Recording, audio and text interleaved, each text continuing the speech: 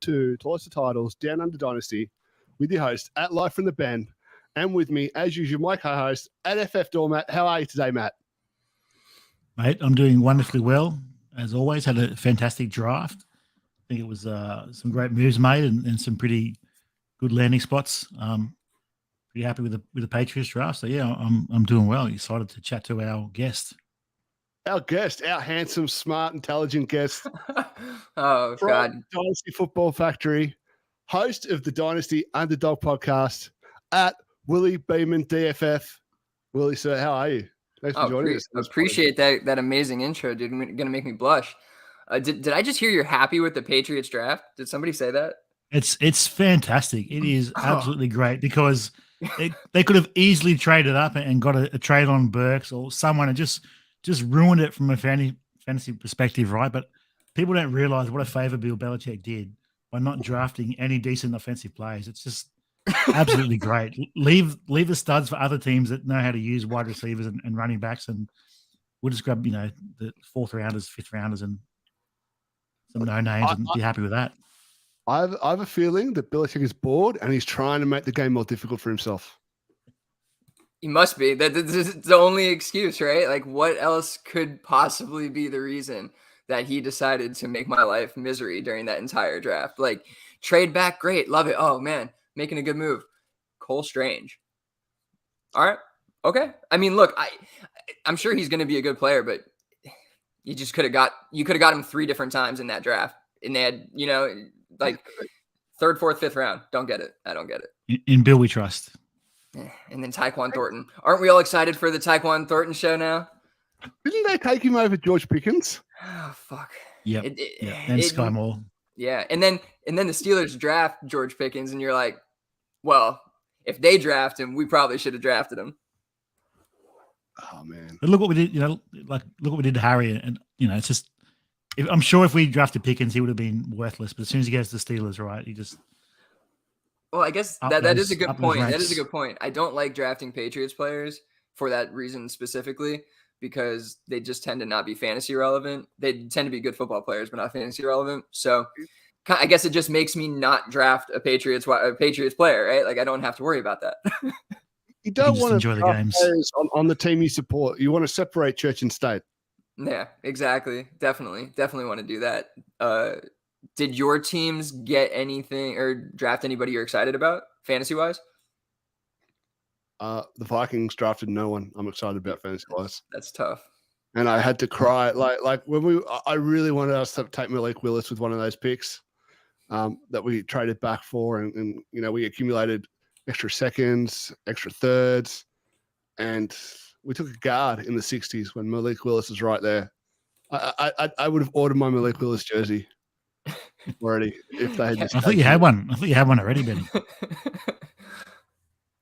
It's the Kellen I'm a Mond Pats show. fan, so I'm a Pats fan. So not for real NFL. Obviously, not that happy. But the talk is that someone else wanted Cole Strange a few picks later. That's what Bill Belichick says anyway, right? So of course he does.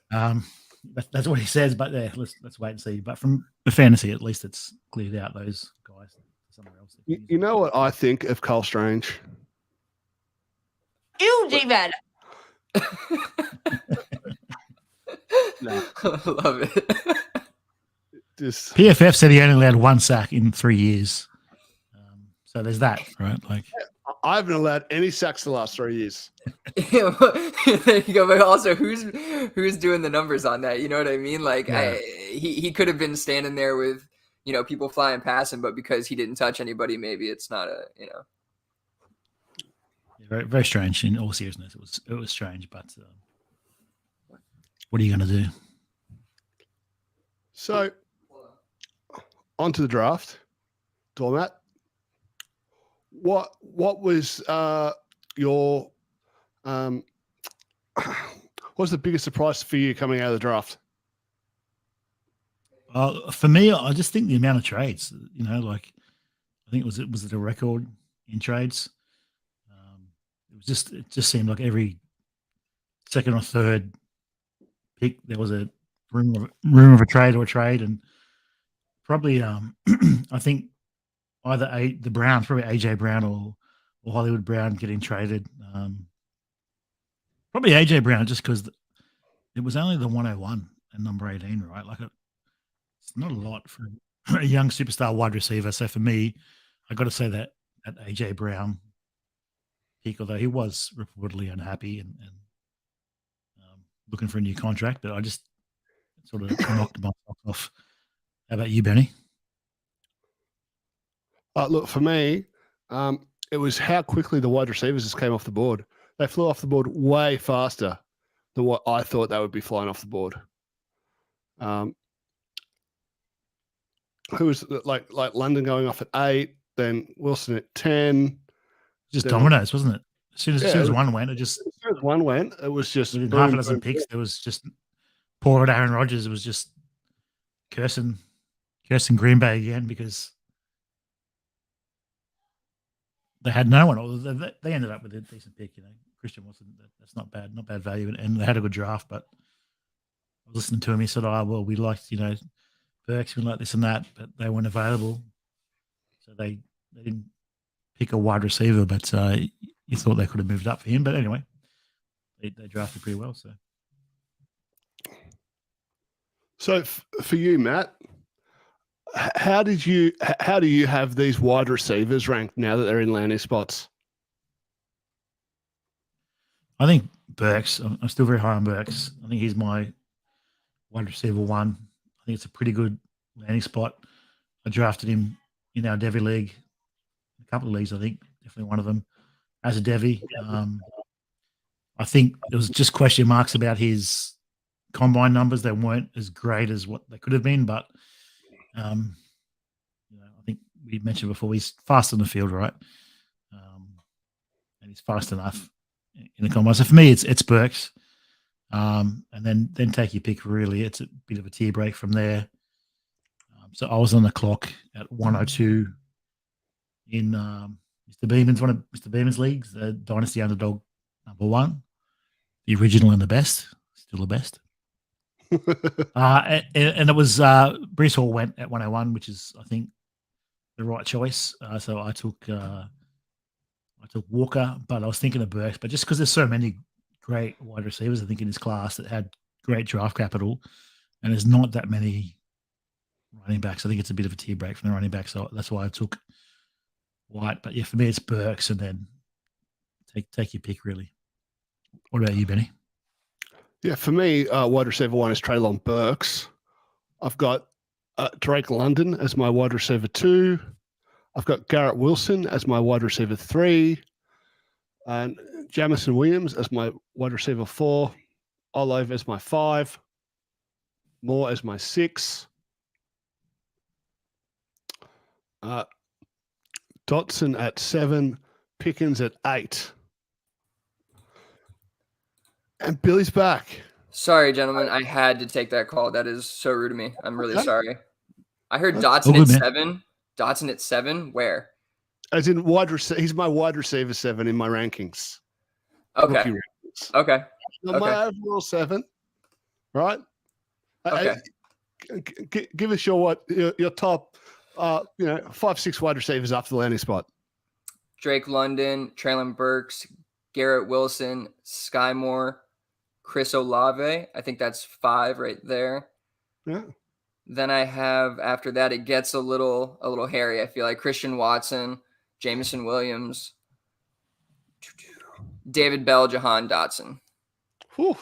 Like it. Sexy.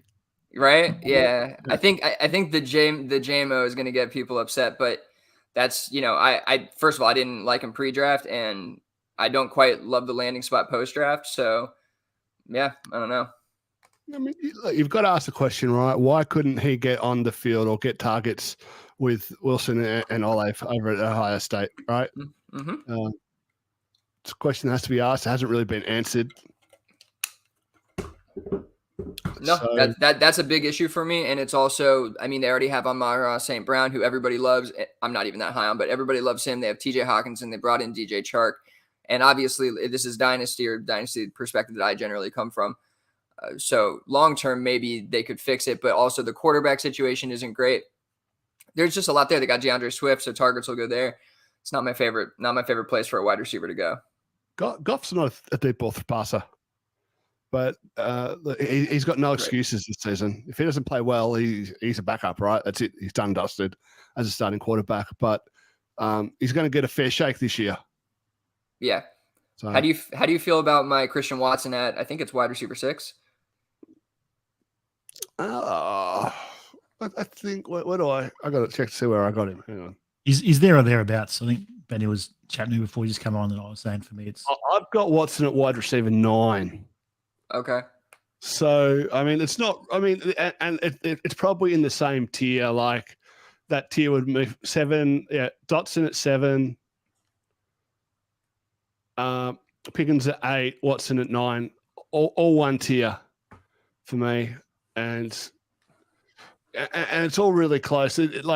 This is definitely the type of year where if I grabbed a couple of shares of Pickens in one league, I might grab Watson in another, just to kind of diversify that little bit, because it just feels like there's a lot of uncertainty. But Watson's opportunity is huge. I've seen people say that Watson's their wide receiver 1. Yeah, that's I can only laugh at that, but I've seen that on the Twitter sphere. Yeah, I'm sure. I mean, I understand going to Green Bay. I mean, that does that's the reason why it pushes him up my board a bit, right?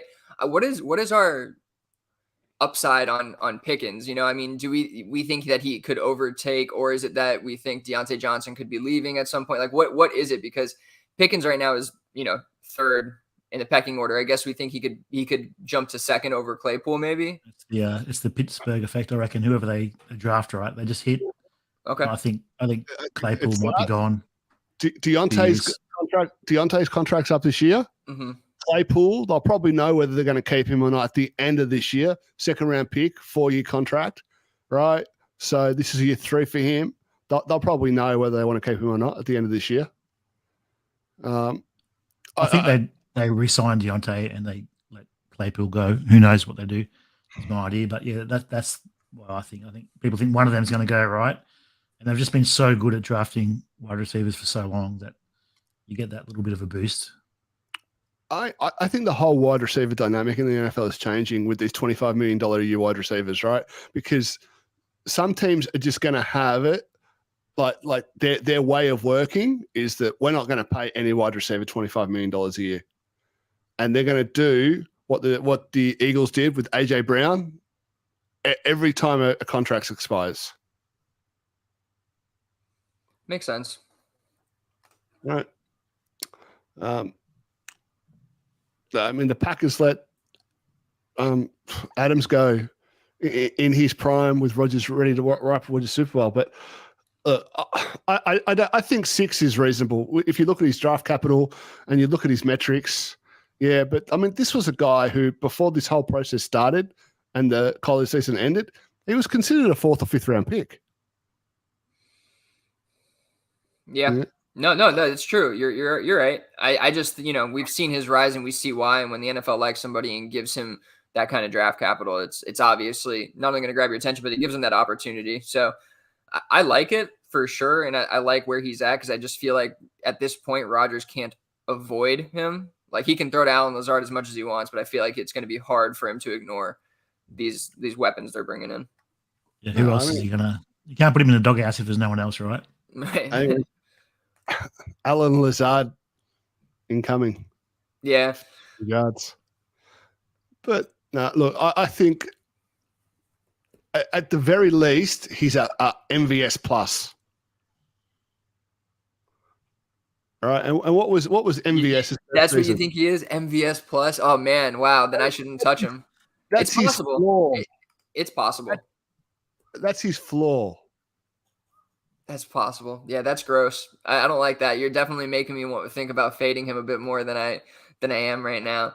No, don't listen to him. He's got no idea. I took him as wide receiver 7 in Dynasty Underdog 1 at the 112, and I was pretty happy to get him. So yeah, I'm drafting Desmond Ridder, Benny. Yeah, Desmond Ridder, man. I think you might get burnt by him here and there, but that's just like he's one of the ones that I could get burnt by, I guess, by fading him, but I think he's one I'm just not going to touch, kind of regardless. It's a 2nd round pick in a Superflex league, guys. It's just you're like, it's a throwaway. You know, it is what until it you is. want to trade it. Until you want to trade it from him, then it's gold. But I think one of the best values in this draft this year is going to be Olave. I think Sky Moore at this point is pushed up too far for me. Like I have him ranked over Olave, but it's just the landing spot is kind of doing the CEH effect where it's making it so that you just have to draft him way too high. And Olave has been like pushed either behind him or even further behind, Christian Watson or some of these other guys. So I think I'm just gonna like smash all the shares that fall to me of Olave and just kind of Winston's gonna sling it right. Like he's gonna sling it. Yeah, I think he's gonna be a good wide receiver too, at the very least. Yeah, I mean, we've got to remember that we don't get Justin Jeffersons every year and Jamar Chases. That's rare. If a rookie comes out and he has a season and he's a mid-wide receiver too, that's a good rookie season. We've been spoiled. We've been spoiled. Right? Yeah, we have been spoiled. So look, this Ritter, decent segue into the quarterback landing spots and how it just throws the super flex drafts into absolute chaos. Oh yeah, we've already seen it. I mean, they're 1 QB drafts for me, almost. Almost, right? I mean, the draft capital is so important because at the end of the day, if you draft a quarterback in the 3rd round and then you have an opportunity to get another quarterback higher, like next year in the 23 draft, teams like Atlanta and Carolina that spent 3rd round picks on Ritter and Corral, right? If they're picking high, that 3rd round investment is not going to make them pass on a CJ Stroud or a Bryce Young. If you get a good backup out of your 3rd round pick at quarterback, that's a great pick anyway. So, and that's what scares me about taking those guys. Willis, the thing about Willis that still intrigues me is that the Titans are probably going to be good enough still that they're not going to be in a position to draft a high-end quarterback in 23 or 24. So to me, that's what makes Willis still really intriguing in Superflex drafts, and I'd still draft him in the 1st round, not as aggressively as I would have. And I'm a bit of a tight ass as well, because I've got. Hey, if I've acquired shares of a player cheaper, right? Yeah. Previously, it's hard for me to pay more later on because I've already kind of got some at value. I don't want to go. That's everyone, man. That's everyone. I'm sure. It's me too. Now, right? And I was in on Malik Willis before Malik Willis was cool, so I got him cheap in some Devies, and it's I wasn't going to take him at 104 in Dynasty Underdog 1, and I'll be honest, man. I thought about it. And if you got 2nd round capital, I probably would have. If you'd gone in the first 10 picks of day 2. Mm-hmm. Oh, yeah. I would have taken. You imagine the same landing spot, but round 1 draft capital. That would have been crazy. Sweet. He would have been up at in the 104, 104, 103 range for sure. But that investment is so important when it comes to quarterbacks. And a thing that I think has impacted, and I know this isn't really might not be a dynasty take, is that the change to the 5th year option for the 1st round picks that year. So you used to be able to give them the 5th year option, and if they got, it was guaranteed, but it wasn't really guaranteed, right? So they could cut them if they got injured or whatever. Right. Now you pick up that 5th year option, and as we're seeing with Baker Mayfield, it's completely guaranteed, right? Absolutely. Like, what's the point in picking up the option when you can just play it out, and if they're worth it, you just franchise them and then re-sign them to a deal? Well, that's why everybody's worried about Josh Jacobs. Oh, they didn't pick up his 5th year option because it's easier for the team. It's better for the team. And same with Daniel Jones. Well, Daniel Jones obviously is crap, but so he's yeah, they don't want him for both reasons. But Josh Jacobs, I think, is very simple, and is exactly what you said, is that there's no reason to guarantee this money to a guy 1 year when you can just wait, see, and pay him. 100%. And I think that's leaked its way now into some of the thinking about these quarterbacks, because previously you wanted that 5th year option because you could pick it up and it wasn't fully guaranteed. Now, fully guaranteed, and the price of quarterback, if you want to pick it up, it's $20 million anyway. Just pay the franchise tag a year later. And if they're good, you're going to want to resign to a contract and make that first year worth like 10 million anyway. So yeah, it's a good point. So where would you guys take the first quarterback in a Superflex? Kenny Pickett. Where's he for you guys? And then where would you take your next quarterback, and who is it? Let the guest go first. Yeah, Billy. You want me to go first? Okay. Yep. So I have him, Kenny Pickett. I have him right at 8, right after Chris Olave. So I would pick him at the back end of the first, kind of based on need, right? So I rankings are like so annoying to me. I say this all the time, but they're really annoying because it when you get there, it's like they're back to back, some of these guys. So obviously you could pick either one. You know what I mean? But yeah, I think Pickett deserves to go in that area just because we can't necessarily ignore the first round draft capital on quarterback who's going to get, all the opportunity to succeed. Even if you didn't like him that much, it's again like that Herbert thing. Like I'm not going to get burnt again by just fading a guy because I don't love everything about him. Like I'm not doing it.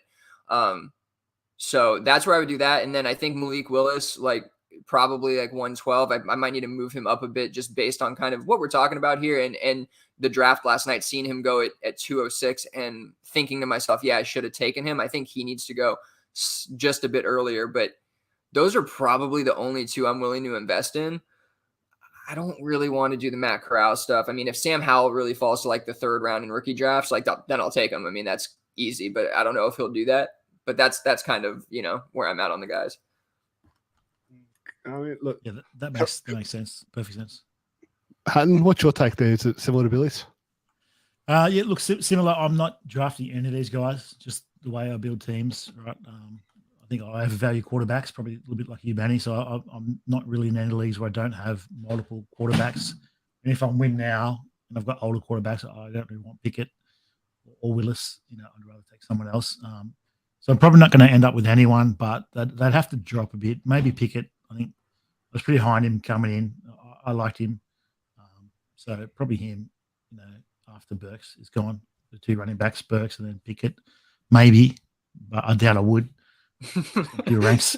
On pure ranks, that's probably where I've got him. And then Willis would be in the mid to late seconds. Mid to late seconds. But the upside is massive, right? Like it really, it is worth a dart throw. It's tempting at the 112 because if he hits, he's going to hit large, like massive large, right? Like he's going to go, just change your whole franchise. So I was shattered he wasn't there for me at 2.01 in underdog. I really thought he'd be there. And to see, I mean, it sounds like in underdog. I'm assuming Willis was still the second quarterback off the board in underdog. Let me see in one or the second one. In two, he was no. Willis went after Matt Corral and Kenny Pickett. Oh, wow. Like I really think that some people and some newer people especially get scared away by the falling draft capital on him, and I can understand that. I think I did the same thing, to be honest, but in my rankings, and this is why I hate rankings again, but I actually already have him at 12, and that's where I would keep him. I'd keep him at 112, and that's probably where I'd take him if he fell there, because I think like you said, he has such high upside, You're missing out on the Ritter upside. What? You're just slamming Ritter because I drafted him. That's why you're all against me. What's he for you, Benny? 101 is it? No. I looking at the way the drafts fall, I don't think I could take him before 112. Malik Willis. Yeah, I don't think I could take him. You know who I really like? I haven't been able to get a share. James Cook. I really like him a lot, and he's going. I have him at 11 there, and it just seems like I guess I don't have any picks around that area where I'm willing to take him. But I liked him before the draft. I said this on one of the Dynasty Underdog pods. I was like, I think the NFL is going to like him a lot more than the fantasy folks like him for whatever reason. I don't know why it is. It might be because of the whole BMI or size thing, or he's smaller than Dalvin Cook, and everybody gets scared away. But when you watch him, it's just, you're like, oh, it's smaller Dalvin Cook. You know what I mean? So the Bills obviously saw something similar. They needed a guy to fill that kind of role. And I just think in this kind of draft, with the way the running backs are, like he's a guy I want to get a couple shares of before his value goes way up. I mean, Willis went 110 in underdog one. Yeah. I mean, makes sense. Like, I think that's where you have to take him to get him. You're right. That's probably where you have to take him. It doesn't feel great. Like I was checking Dynasty trade calculator before, and Kenny Pickett's value is double Malik Willis's in the calculator. Double. Well, Kenny Pickett's like 24, and Malik Willis is like 12. But in this league, Willis went one pick after Pickett. That feels gross. It does. Yeah, it does. I mean, I guess. And it's funny in DU2, like I said, I skipped on him at 205, which seems ridiculous now. But the other reason is that, maybe I do need a quarterback in that league, but I definitely would have to wait on him. And I'm just wondering if maybe I can get a couple more picks in the 2023 draft and just fix it that way instead. You know what I mean? Kind of work towards that instead of kind of doing this thing where I have to bank on upside and risk and all that kind of stuff. So I mean, by the time he starts, your 23 starter might be on anyway. Yeah, right. Like your 23 guy might be getting you points. Exactly. And Malik Willis is still on the bench for another year. Yep. And who knows if he gets a shot? That's the idea. Yeah. Well. Joe's on the chat too. I didn't say anything about Danny Dimes, Joe. That wasn't me. Just because I've got a couple of shares. But that was Willie Beeman, and he said that Danny Dimes sucks. I did, and I doubled down on it. Yeah, Dimes sucks. I'm not. I thought the Giants would take Willis in the early second. I thought, surely. Nah. Like that's the thing that really concerns me. These teams that could have used him, right? That could have drafted him, sat him on the bench for a year or two, just passing on him in the 40s and the 50s and the 60s. Like this guy who supposedly everybody thought has so much potential, all right? And they could have got him for nothing. Yeah. Cheap ass, and they just passed. And that just, I don't know, man. Like the NFL at the end of the day, for all the dumb shit they do, know more about these players than us and are smarter about these players than us, generally speaking, right? Except for Ryan Grigson. And like, and they passed on him. They passed multiple times. Anyone could have had him for dirt cheap. And that's just something that really, I don't know. I can't get that out of my head. We saw 20 odd teams pass on Lamar Jackson too, right? Like, I think that we understate how hard it is to evaluate quarterbacks, even from like a professional scouting standpoint. It's got to be the hardest position because with all the other positions, you can discern what they were supposed to do or what they're intending to do and kind of what their skill set is. With quarterbacks, like the level of decision making and progressions and all sorts of things that are happening, it's really, really hard to judge. So I don't know if they're that much better than the novice scouts who try to get in there on these quarterbacks, because we suck as well. But I just think I'm not gonna it's concerning that he didn't get the draft capital, but I'm not gonna be like, the Giants pass on. The Giants clearly don't know how to evaluate quarterbacks that well. You know what I mean? Or some of these teams just don't, and it's hard. It's really hard. I wonder if it's because they're just risk averse, or maybe it's just it's an old man's league or something. But even with Lamar, like you're saying, right, people were inquiring whether he'd switch to wide receiver. So if you know that the other 30 odd teams are going to wait on quarterback, you wait too, right? I think that's part of it. Maybe it's me overthinking, because that was something in my head about Lamar even after his rookie season. Right, I couldn't get it out of my head that the Ravens had taken Hayden Hurst before him. Like I couldn't get it out of my brain. It's like, why would you do it? If you thought he was the guy at 32, why aren't you taking him at 25 or wherever they took Hurst? Like, man, the NFL they confuse me. I like the Hurst shot though, because I do think he's undervalued this year. Just saying, man. He's the tight end 1 for the Bengals. Like, let's go. Hey, man, why can't he have a season better than Uzuma? That's Some of us are in 2 tight end leagues, man, and it's ugly. It is. I've got ugly him in one. I've got him in one. Talking about boys. yes. I see it for him this year. I do. I like it. So, and finally, the running backs. The first 2 went off as expected. Is it Breece Hall 1 and 2 for you guys? Sorry, Breece Hall 1, Kenneth Walker 2 for you guys. No, it is. It's Breece Hall 1 and 2 for me. That's how bad the class is. You don't like Kenneth Walker? No. I'm totally joking. Yeah, I like Kenneth Walker enough. I think landing spot's good. I think it's all good. Yeah, it's Breece Hall, Kenneth Walker, and then who do I have there? I think I have probably James Cook as the third one. Yeah, I think so. And then I have Isaiah Spiller after that, and then Damian Pierce, Rashad White, who I know probably everybody has 3 spots ahead of me of where I have him in that running back group. But I don't even think Tampa Bay is a great landing spot. Like, why is Tampa Bay a good landing spot? Because he's with Tom Brady for a year? Not for 2 years, right? And then by that time, surely he's gone by the time Lenny goes, right? Like, surely it's over. Yeah. If he's playing, he's not playing at Tampa anyway, right? Like, exactly.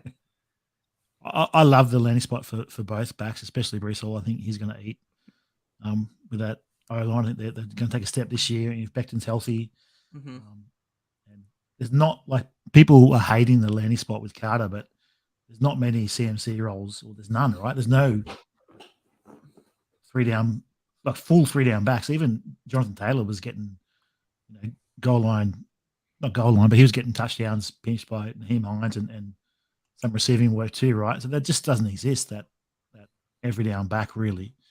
Maybe Derrick Henry. But there's not like, where else is he going to land that was better than the Jets? Maybe Buffalo. That's it. Yeah, probably not. Like, there was the Najee role last year was probably the best you can get for a rookie going into a workhorse role, right? Like, that's kind of, I think, one of the few we've seen. But I think Breece, if he can get 15 carries, which I think is very reasonable because he's that kind of back, and a couple receptions here and there, like, he'll be okay year 1. But if he's the guy, he's going to take over that role, like, he's just going to do it.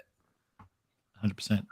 How do you guys feel about Isaiah Spiller? I know your buddy Josh Goldberg took him very high in Dynasty Underdog too. Wow. Very aggressive. Yeah, Twitter was hating it too. Yeah, they were, and I think that, like, we're doing that thing where, but think about it, like, a couple of years ago at N'Keal Harry, everybody picked him at 106, and now you look like a fool for doing that. So I think taking Isaiah Spiller a little high, yeah, like, definitely I wouldn't have done it, but where he landed right behind Austin Eckler, who's 26, and we know running backs fall off at that age just historically. I like Eckler. I'm sure he could have another couple productive years, but it's as good a landing spot as you can get for a guy like Spiller's skill set.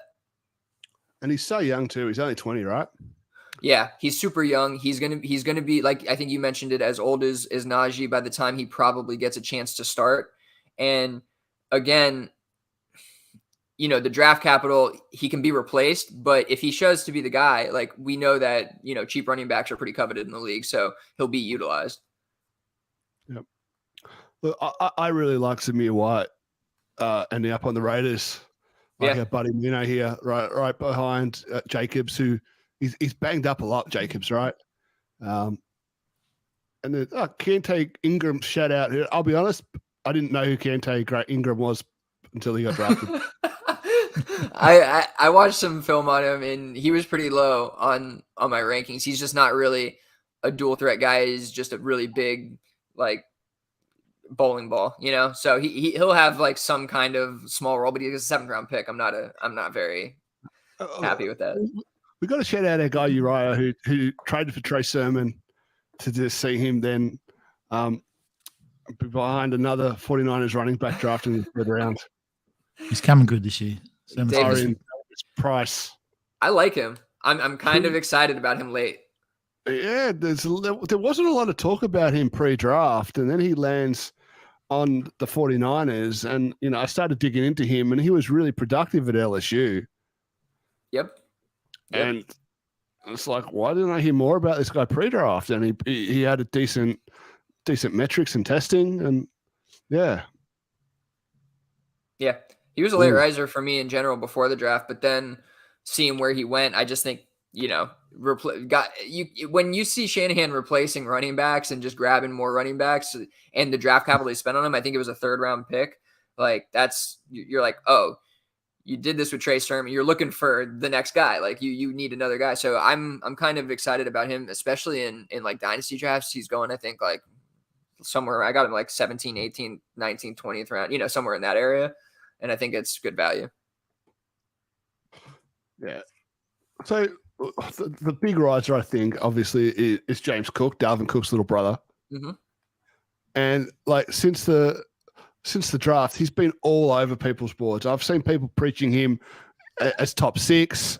I've seen people saying that's crazy. He's just going to be like a scat back, and he should go mid to late 2nd.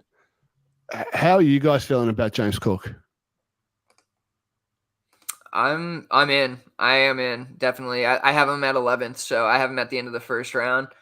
But I might need to put Willis ahead of him just for the upside of quarterback there. But I don't know. It depends what your needs are, right? Like I need a running back in a league, and like he's a guy who I think I'd like to get. Again, I said this before, his value goes up because I just think he's going to get utilized in Buffalo year 1 instantly. He hasn't going to beat anyone out, really, right? Like Singletary, Moss Singletary. Who was it last year? But he's not Singletary look good. Singletary look good, but he's not going to get 20 carries a game, though. No. No, he's not been drafted like that, though, is he? Though you're not paying that. No, you're not paying that price, really. If Isaiah Spiller had got James Cook's draft capital, I reckon he might be in contention for 102, 103. Yeah, he would be a top 6 pick for sure, I think, if he got that draft capital. I'm trying to think of a comparable like player to James Cook. I think he's one of those guys who could get 10 to 15 total touches a game, right? Where it's between receptions and touches, and more on the 10 side. But I think he's a guy who can like take it to the house, break it for 30, 40-yard runs, you know what I mean? And or a screenplay for that same kind of thing. So I think that's what you're looking for, is more of like that, oh, I can just plug him into my flex and forget about it kind of guy. Well, he's faster. He's faster than Dalvin, but he's smaller. Yeah. I mean, I can't really think of a player off the top of my head right now who comps to him at that size, 190 pounds, who's been a big time fantasy producer. He reminds me of the way he plays is Alvin Kamara, but he's obviously smaller. So, it's hard, but that's the kind of player I think you're looking at. He's just not going to get nearly the like rushing volume because he probably couldn't hold up. Yeah, that's fair. What about tight ends? Any tight ends you? Yes. I've got I want to hear Benny. Who you got? I got Ruck at tight end 2 now. Oh, I love it. I love that. Man, I think he's going to be such a better pro than he was college player. Yes. The guy was a star wide receiver in high school, right? He was an absolute stud. I think it's there. He didn't get the opportunity at Ohio State because they were just stacked. But he's going to be, he's going to be a true inline tight end who can also go out and flex out wide and just be all over the formation. And so I think he'll learn this year behind the 2 they signed, Azuma and Conklin.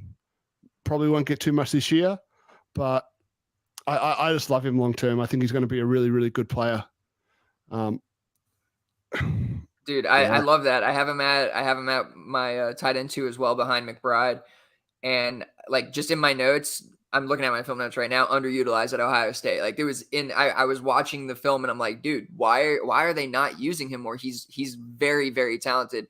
And he really reminds me of one of those guys. Like you hate to say this kind of thing, but like, those Kittles or the guys who went way too late, and he has that skill set. He's a really good blocker and he can move really well. So I just think, like you said, he was a star wide receiver in high school. So I think that, on the Jets, like he is their tight end 1. I love it, man. I think he's going to be really good. Yeah. You don't have to pay a thing. You don't have to pay a single thing for him. How about you, Dominic? It's just McBride for me. I'm not really, Ruckett the other Greg, what's his name? Dolchich, not a fan. Yeah, coach is massive on him. Oh my God. Yeah. No, it's Daniel Jeremiah. He got the Daniel Jeremiah bump, dude. And literally the NFL is like, oh yeah, we'll just listen to Daniel Jeremiah. Like I have zero hope for Dolchich. Let me say that. Spiller or McBride. If you're on the clock, Spiller or McBride? Yeah. Oh, I'd probably go tight end McBride. premium. I'd probably go McBride. Yeah. Yeah, Ertz looked pretty shot last year. He got stats just through targets, but he looked on the way out. Yeah. And at the start of the year, McBride. McBride's like, he's a really good athlete, man. I think he's just going to be an exceptional blocker in the league, which is just going to keep him on the field. And he's obviously shown that he can catch passes. So in that landing spot, it's killer. I'm pretty excited about him.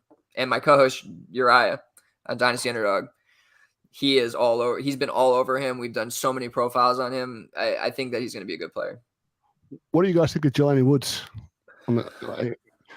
He's a huge man. I got him a spot behind Ruckert. I think he's like 30th, so right in the third round, I'd take him. I liked him before the draft too. I thought that he was super athletic. I thought he showed pretty good hands.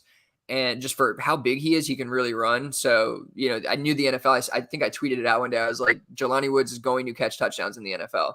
And that was pre-draft because I just think that a team is going to throw him the ball in the red zone. But did he play basketball?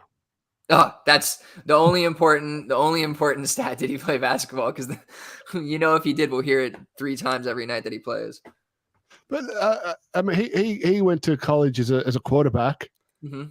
Did nothing for 3 years, transferred, and had a pretty solid season at, was it Virginia? Yes, Virginia. And that's also the reason I couldn't find tape on him, because apparently there's no tape on Virginia. They're that bad. I got no feeling on him. I got no idea. As usual, all the gear and no idea. all the time. Hey, honestly, that kind of method saves you a lot of the time from bad picks. Usually you just fall into good ones. Yeah. Look, I can't say that I know much about these tight ends except for the first few. I don't like Dolchich. He just seems small for a tight end and just like, I don't know. I just don't like him. Hate the way he runs. I hate the way he runs. I just took McBride in Dynasty Underdog 1. So. Oh, did you really? Thanks, man, boys, yeah. Uriah. If Uriah is near your pick, he is going to be upset. That's for sure, because he is all.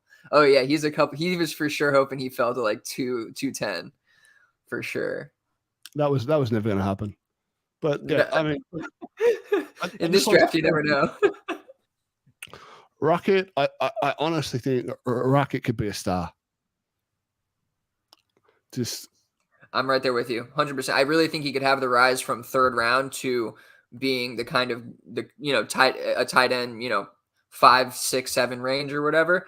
Like, I don't want to give him that super upside or I really think that he has that kind of rise ability in him. So I'm just, if I get to the, third round area, I'm going to probably start selecting him. And let's just touch on the trades. The big ones that affect fantasy, obviously Marquis Brown of the Cardinals, which they had to know Hopkins was going to be suspended when they made that trade. And AJ Brown to the Eagles. I mean, AJ Brown to the Eagles has to mean wheels up for your boy, right, Dormat? Has to mean wheels up for Hurts. Has to be. Absolutely has to be. Even if you don't believe it, someone will. Someone in your league's going to believe it and overpay for him. I like the approach. I really think, I'm still, who knows what's going to happen there. But if he doesn't succeed, then they're just going to draft a QB next year with one of their 2 first rounders, right? Like, probably move up with the second and draft one of these studs. You're not going to be wondering, right, if Jalen Hurts is the quarterback of the future after this season, unless unless they get beset by injuries. I think they're really paying that $25 million to know whether they need to spend their draft picks on quarterback next year. That's why they're paying $25 million to AJ Brown. Yeah, good call. How do you guys? Oh, sorry, Willie. No. I think it makes sense. I think what you said makes sense. How do you guys feel about AJ Brown in Dynasty on the Eagles? Is it up? Is it down? Obviously, he's got another pretty competent wide receiver there in Devonta Smith. He's got a pretty good tight end there in Dallas Goedert, who I think probably takes the biggest hit here from a fantasy perspective. He was a guy that, if you pro-rata his season out after Ertz got traded, he's probably like an 1,000-yard tight end. Now he's most likely not. To me, he's the clear, from a fantasy perspective, the clear loser here in this trade. Goddard. Yeah. Yeah, definitely. I think so. I'm not really down on AJ Brown. I think he kind of stays about the same.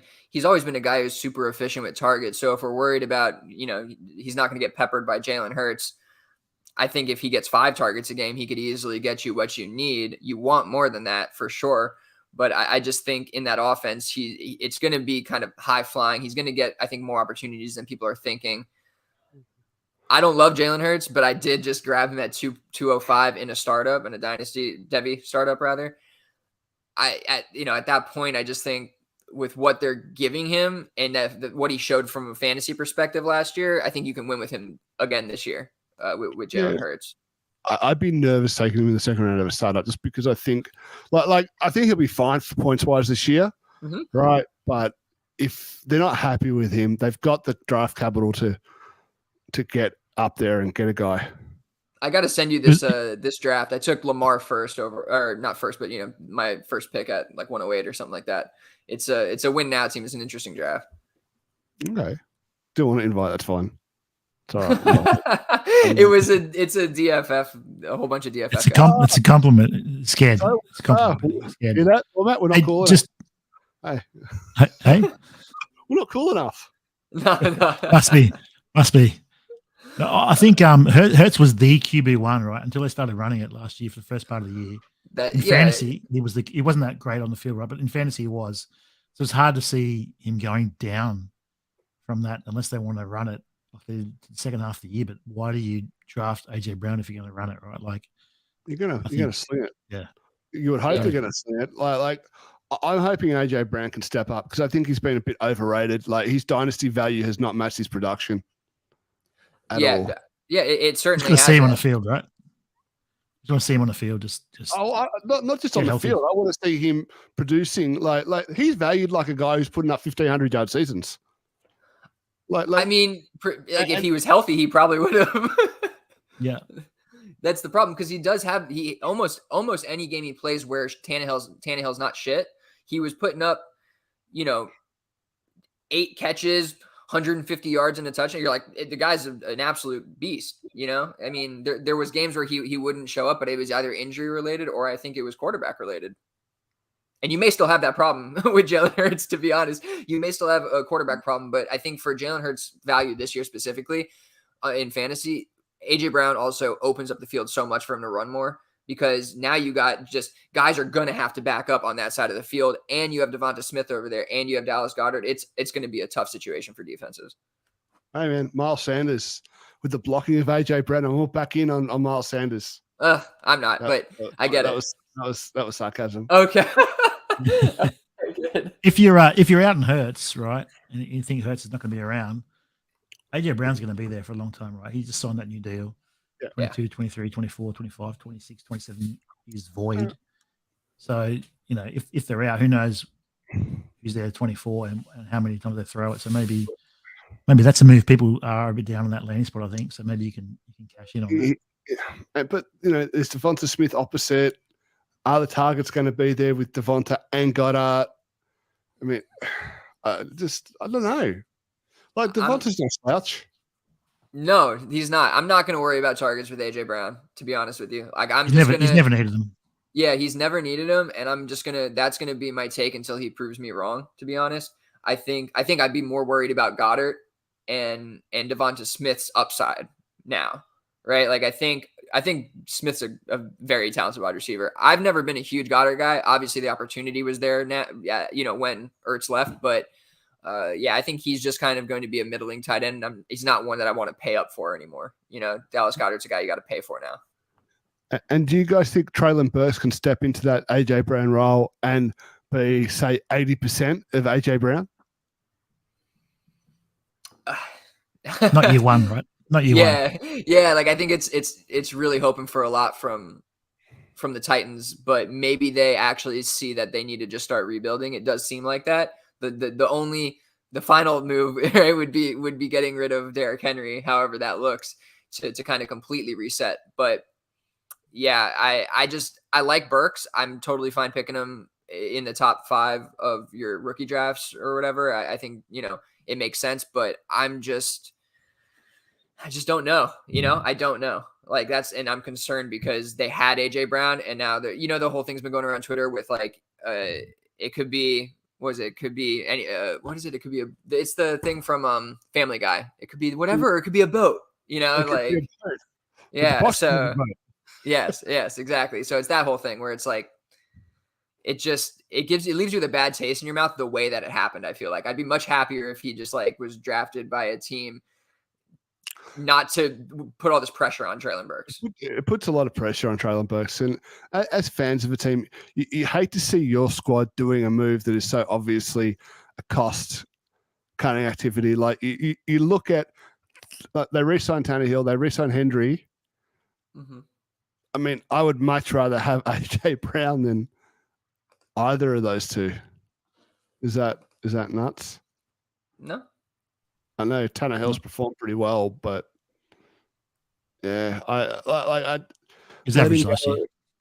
Yeah, but letting go of a stud wide receiver when wide receivers in the NFL draft is such a coin flip, and it was just so cheap. That's what killed me. I don't care, $20 million, $25 million, it doesn't matter what they had to pay him. I cannot believe that there was either not a better deal or that they even fielded other offers. It feels like they just like it happened. They took it, done. Like I can't. I think I was listening to a podcast. I think it was one of yours, Billy. You were saying like it was just like, sometimes these dynasty owners, they just hold on the clock, hold, and they just took the best deal available. Like they must have had a better offer right than that, and that's exactly it. Really. Yeah, that's exactly it. It's crazy. Yeah, I mean the Saints paid more to get up to 10 to draft Olive. Paid a lot more. I mean, even the difference between the trade for Marquis Brown and AJ Brown wasn't that big, right? And AJ he's so much more than Marquis Brown. Yeah, and they got to pay Marquis too. Like they're gonna have to pay him. But he's still cost control for 2 more years. Yeah, but he's gonna. I think that they're gonna probably either restructure or extend him or something like that. And how do you guys feel about Marquis Brown? Got to feel better now that Hopkins isn't there for 6 games. I'd honestly feel better about it if Hopkins was there, because I think he'd have the role that you want him in, where he's not going up against a number 1 corner all the time again. But in that offense, like he's going to get peppered. I think he has a good relationship with Kyler going back to college, so there's not a lot to hate about it. They went and got the guy, Yeah, I mean, look, they certainly paid for him, so you'd think they were going to use him. It's bad for my Rondale shares, but it's good for Kyler, good for Hollywood as well. I think that's the story, is the Rondale. Everybody, I think all the truthers are just ignore. Like you could do anything, and all the truthers would just be like, "No, he's great." Like, did you not see his dominator rating in college? So it's like, I don't know. I'm concerned about Rondale, a little concerned. But all of a sudden, a healthy Cardinals squad, and look, I know it's the NFL, not everyone's healthy all the time. A healthy Cardinals, there's a few options there. There's a lot of targets to go around, and when Hopkins is back, he's going to command 10 a game. All right, I don't know. I just feel like Marquis Brown, he's always going to be the guy who just leaves you wanting more. Like you look at those end of season stats, and it's around 70 catches for about 1,000 yards, and you think if just this happens and just this happens and just this happens, he could be catching 90 balls for 1,400 yards, but it just never happens. Yeah, he's probably going to be a slightly upgraded Christian Kirk, and that's still not going to make you super happy what you got to pay for him at this point. So I don't have any shares of Brown. I wouldn't go pay for him now. So yeah, that's where I'm at on him. Where would you take Brown, because Mhm. obviously AJ Brown would be first, but Hollywood Brown over these, where would you rank him with these rookie receivers? At what point do you give up a pick for Hollywood Brown? I can actually tell you. Let's see. I would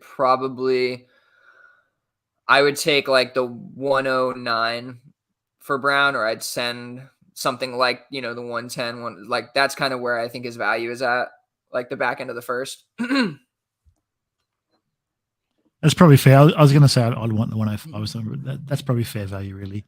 But Yeah. I always want that overpay. I'm not going to make a move unless I get a bit of an overpay because I'm stingy, just like Benny. Mm-hmm. Like I have him in my rankings on DFF. I have him just above Christian Watson, Darnell Mooney, Dallas Goedert, like those kind. I have Rashad Bateman just over him. Like, Michael Thomas, Juju, Chris Olave, Sky Moore. And that may be, that's just kind of where I have it. Well, I would still take Pickens and Dotson over him. I would take Pickens. I wouldn't take Dotson. I hate Dotson's landing spot. I didn't like him pre-draft. I think he's too small to ever be a wide receiver 1. And going to Washington, he's not going to be a wide receiver 1. And I don't know if he'll be a wide receiver 2. I have no idea what he'll be there. I just don't like it. I can't believe they spent that capital on him for what they need. Fair. Yeah. Sorry. Unleash on Jahan Dotson. He can take it. He's tough, man. That's true. That's true. All right. So, ow, that's running over my foot. I think just quickly, Warren Sharp put up a Venn diagram of the Chris Olave trade. All the Saints moves, and so it's basically to get Olave, Trevor Penning in a 6. They gave up picks that amount to AJ Brown, Jahan Dotson, Brian Robson, Sam Howell, Cole Turner, Kieran Johnson, a 23 first and a 24 second. So if you put all those in, it is on Twitter. You can see it for yourself. It's madness. Maybe it works out for them in the end. Talk about getting swindled. Holy crap. That's bad. Dane Brugler had Jahan Dotson as wide receiver, like 6 or 7. I know. They have and Matt Waldman had him around 6 or 7 as well. And his high end comparison was Isaac Bruce. That's a throwback. I like that. I like it. Going back to a guy people can barely remember. So you get the comp and you don't know what they're talking about. I know. Bruce, man. I did too. I liked Isaiah Bruce as a kid. I liked him too. A lot. But Isaac Bruce, you gotta say? Isaac Bruce, yes. I didn't. I was not a fan. I'm just not a fan of Dotson. And I thought people had him as like, oh, he could be the wide receiver 1 in this class. I just didn't see it. I didn't see it. I thought he had a teammate that actually played just as well as he did. But I haven't watched a ton of tape. I just watched a couple of clips. He looked good on clips, yeah. but you know. Well, you see the one-handed catch, and like everybody's showing the one-handed catch, and I did hear from somebody, like for anybody who watches film, I think it was Zerline, the guy who watches film for NFL.com. He's really good, but he one thing he said was like, watch the highlights, not just the tape, right? Because if you're only watching the tape, you're going to miss a lot of the good stuff. And so with him, like I'm trying to put him up my ranks a little bit because of the draft capital and try to go against my inherent bias of just watching his films and go for those kind of highlights. But I still just think that the landing spot and everything is just a little bit too much to overcome for him. That's why do people think the Washington landing spot is horrible? Because they don't have a quarterback, despite what you think. Wentz. Okay, they don't have a quarterback. He was safe for the most part, but he was crap in big spots, and he usually is, and he generally is. I don't think they have a long-term solution there. I think Terry McLaurin is the clear wide receiver 1, and I don't think Jahan Dotson is going to change that, despite draft capital. Like I just don't think it's going to. Yeah, but I don't think he's got to be a wide receiver 1 for this to be a good pick for Washington. Maybe it's an okay pick for Washington. I have him ranked 15th in my rookie rankings. You know, like, and I think I honestly kind of want to move him down below Pickens and McBride and Desmond Ridder. Like, I kind of want to move him down to like 20, if I'm being honest. And maybe I did do that in my rankings. I don't know. I'm not a big fan of it. And I know that's going against the DC and all the big names. But yeah, I think I'm just going to sit there, and I guess I'll eat my crow if it happens. No, look, look, people's wide receiver one is all over the shop. Greg Cassell's wide receiver one is George Pickens. That I can understand more than Dotson. I got to be honest with you. No, I think Warman's is Olave. I think. Yeah, it is Olave after landing spot. After landing spot. I mean, look, for what they paid for him, like I really am excited about Olave and the opportunity he's going to get there. And I think he's just a worker, a really good receiver in general, already kind of NFL ready. So it's hard not to like that. And so just to wrap up, we'll touch on who are some of the winners and losers out of this draft from the current NFL players. Some of the winners and losers from the current NFL players. Is Juju a loser at all because of Sky Moore pick? Judging by what we've seen in Pittsburgh, he's probably a winner because he probably needs Sky Moore to be able to produce. Yeah, Devin Singletary is a loser for sure. I think James Cook kind of kills his value. Mm-hmm. Matt? I think we sort of covered him, Hurts and Murray. I think whoever is running against Atlanta, right? They did nothing to stop the run. I think they were last stopping the run last year, and it looks like they're going to be last again. So if you have a couple of early games against the Falcons, maybe you can cash out on your running backs. Hopefully it's a Jets game or something like that, and Breece Hall can run for a couple of 100 yards. Zach Wilson, I think, is a big winner. Biggest winner of the draft. I mean, somebody said tonight they're going to see if whoever has what it takes. Oh, Jalen Hurts maybe by bringing over AJ Brown. I think same thing here. They are going to find out, and they want to find out this year if he's got it. They have everything around him. They got him a tight end, a running back, another wide receiver on top of a good wide receiver, stacked up the defense. What more could the kid ask for? Yeah. If he gets healthy, they'll have a good line too. Yeah. If he's healthy. They drafted sensationally well.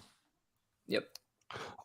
I think an underrated guy who has come out of this a winner is Jameis Winston. Yeah.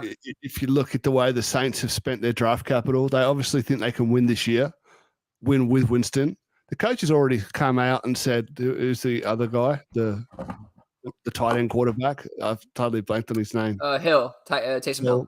Is not going to be a quarterback anymore, right? Mm-hmm. He's already come out and said that. Thankfully. The trading of last year next year's first is going to make acquiring a quarterback next year more difficult. All right. I wouldn't say impossible with the Saints, because for all I know, the Saints could mortgage like 2 or 3 draft picks in 2024 to get up and get somebody. But I mean, it looks like Winston has right now, it looks like Winston's got a 2-year runway. He's got a 2-year deal and a 2-year runway to show that he can be their quarterback of the present and the future. And I think with all the moves they've made, I'd feel really good about any Jameis Winston shares that I have. Yeah, you're not wrong about that. I think somebody just made a trade for Jameis Winston. Was it Riley? Did Riley make that? No, somebody made that trade though. And I think it was actually Julio and Dan in DU1 who made that trade. And it was an interesting one, but I thought that it was good. I thought somebody got good value on Jameis Winston in that one. I could probably find it right now if I take 2 seconds to look. I mean, I'm actually in the league at the moment. Franchise transactions. And it was, Mile High gave up Jameis Winston and Elijah Moore. Mm-hmm. Tony Romo gave up pick 1.08 and pick 2.03. 1.88, I think, was used to draft Chris Olave. And the 2.03 ended up being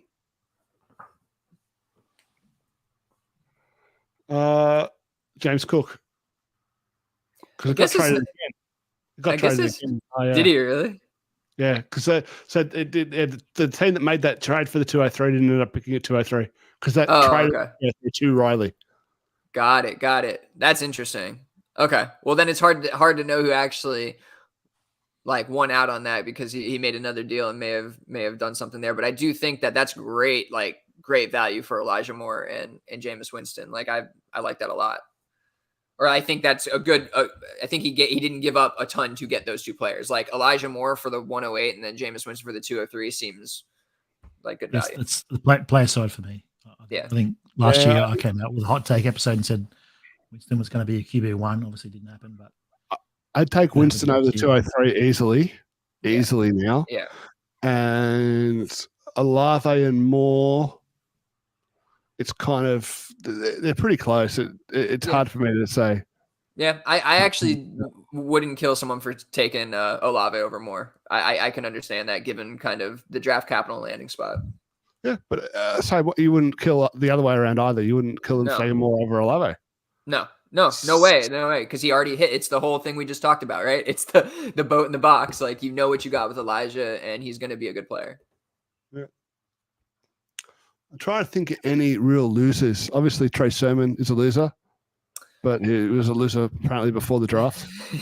Yeah, I don't think that he had to do much or anything had to happen. Michael Carter.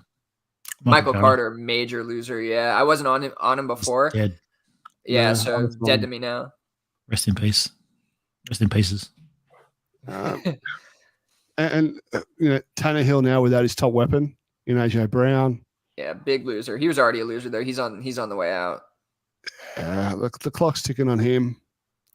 I've got him as a quarterback in a couple of leagues, man. I think Dameon Pierce is a winner. I don't think there's anybody else in that situation. Like the fact that he got drafted there in Houston, I'm actually kind of excited about that. The running back out of Florida. And I do want to give a shout to Romeo Doubs. I was super high on him. I had my pre-draft rankings before the NFL draft out on Twitter. And I was like, I'm unreasonably high on him, but then he went to Green Bay and I think he has some upside there. And I'd grab him somewhere in the second round area, like, mid to late second. I like Doubs. Yeah, no, I think he'll do well. He'll have a real opportunity there. With, I mean, the quarterbacks, the late round quarterbacks that everybody wanted, like Mitch Trubisky and Marcus Mariota. I mean, I think their kind of values in question, they might be semi-losers as well, just because you can see the potential of them to be replaced this year, as early as this year. I mean, apparently Ritter, I read on the Ringer, yeah, that Ritter went into teams' interviews and he was really impressive in all the interviews, laid out a plan on how he would win a starting job in camp over the incumbent veteran quarterback. I mean, the thing with Atlanta, right, unless you strike gold and Mariota as the former 102 pick just starts to light it up the kind of way that Tannehill did when he replaced Mariota, Ritter's going to be thrown out there to see what he has, so they know whether they have to draft someone else. That's going to happen. It's just a 1 year deal, I think, isn't it, Mariota? I think it's 1 year. Yeah, 1 year out. So. 2 year deal with they'll be able to get out next year. Decent out. If they keep him, he gets a decent pay bump. Yeah, same with Trubisky. He's on backup money deal. He's just he could be Pickett's going to just come in there and probably beat him out in camp. It is what it is. Justin Ross probably another loser too. That was just terrible to see him. He got signed to KC. So if there was any hope, like it would be there, I guess. But you can pick him up on waivers after the draft. Yeah, if there's any hope, that's the spot. Absolutely. So I think first of all, I want to give us a round of applause.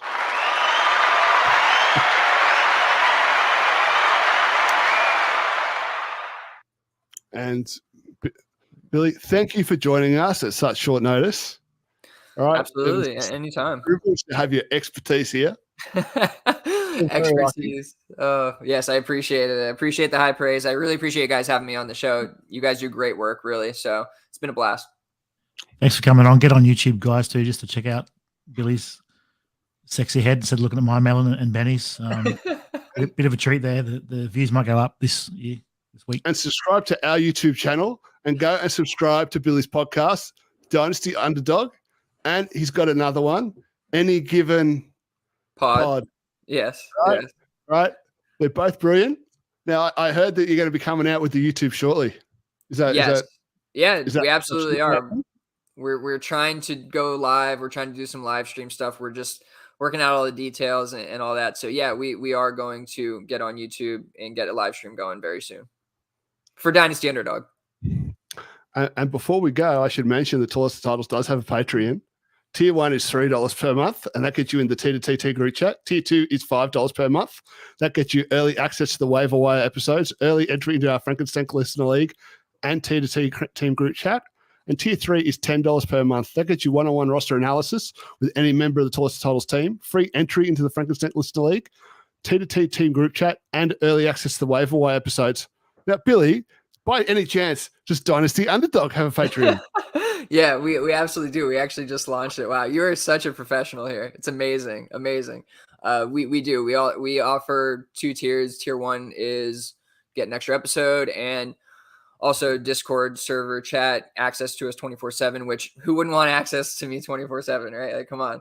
And then the tier 2, I think, has the film rankings in it for the rookies, has the Dynasty Underdog rankings, and we also have a prospect model for wide receivers. We're building it out for running backs and trying to go tight ends as well. I'm not going to try to figure out quarterbacks with that. So, but we are building that stuff out. It's there. Yeah, join us. We'd love to have you. And let me tell you guys, look at the bags on this guy's eyes. It really is 24/7.